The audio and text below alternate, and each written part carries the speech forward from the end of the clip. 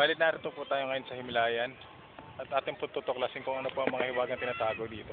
Kasama niyo po ako si Gilbert, kasama ko po ngayon si Eduardo Sabra. Samahan niyo po kami sa pagdodokumentaryo dito sa pinakasikat na cemetery dito sa Quezon City.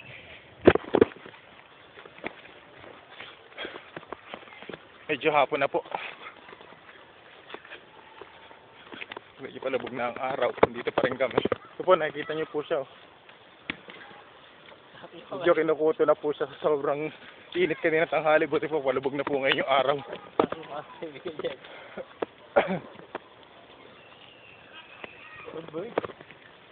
Malapit na po kami sa aming hantungan. Pero malayo pa po ba? Lapit na, hindi na lang. Ayan na. Nakikita niyo po yung dalawang matanda doon.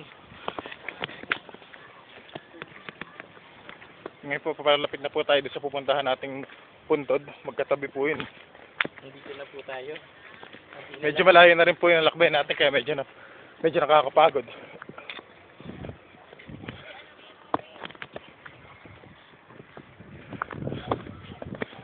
Sa wakas, nakarating din tayo. Bakit? Hindi magagalit. Hindi yun magagalit. Ano ba yun? Mas magagalit. Tirapay mo naman gusto mo naman dito. Sana Kumusta naman po tayo? Ano pong binili natin? mo to, tindihan mo to dito yung Mahal na ba na panakapandesal ngayon? Ha? una lalaglag yung bulaklak ni Papa mo sa hangin.